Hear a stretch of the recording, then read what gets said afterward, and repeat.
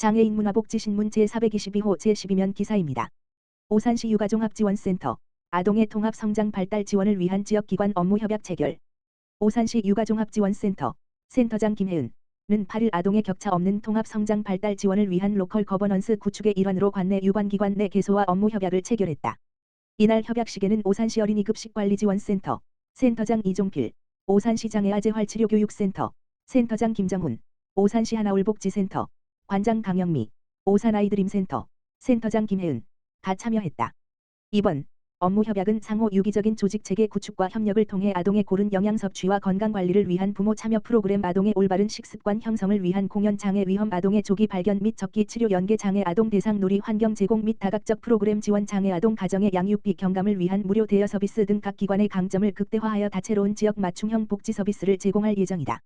김혜은 오산시 육아종합지원센터 센터장은 5개 기관의 유기적인 참여와 협력을 통해 지역의 문제를 해결해 나가고 아동의 통합성장 발달을 위해 추진해야 할 복지 서비스의 운영 방법을 마련하여 자족형 커넥트 시티 오산 조성에 발 맞추어 나갈 수 있도록 적극적인 지원을 아끼지 않겠다고 밝혔다.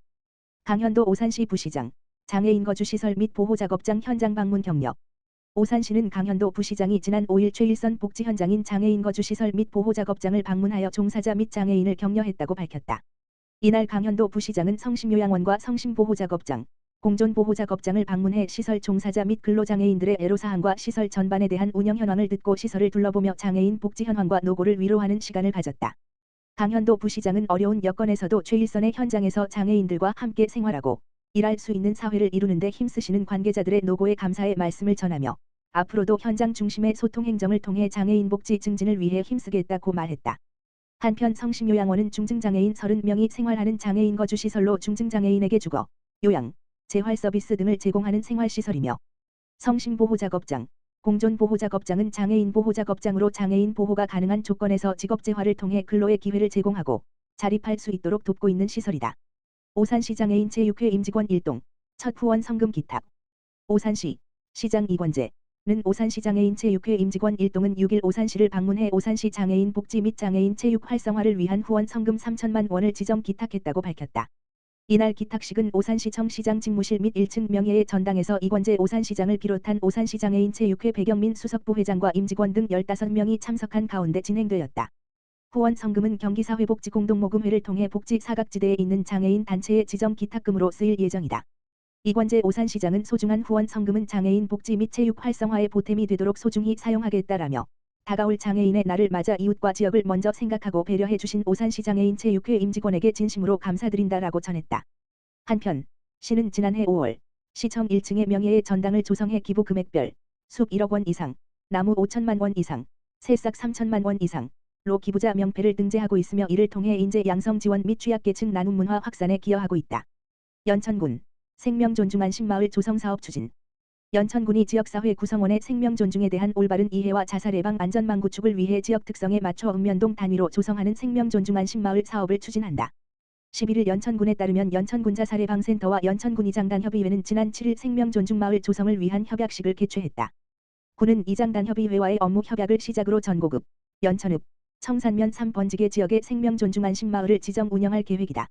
우선 군은 보건의료, 교육, 복지, 유통 판매 등 6개 분야에서 자살 예방을 위한 실천 가능한 목표를 세워 생명지킴이 교육 이수 자살 고위험군 발굴 및 연계 자살 예방 인식 캠페인 자살 위험 수단 차단 등 예방 발굴 개입 체계를 구축하고 주민 참여 및 지역기관 간 협력을 통해 운영할 방침이다.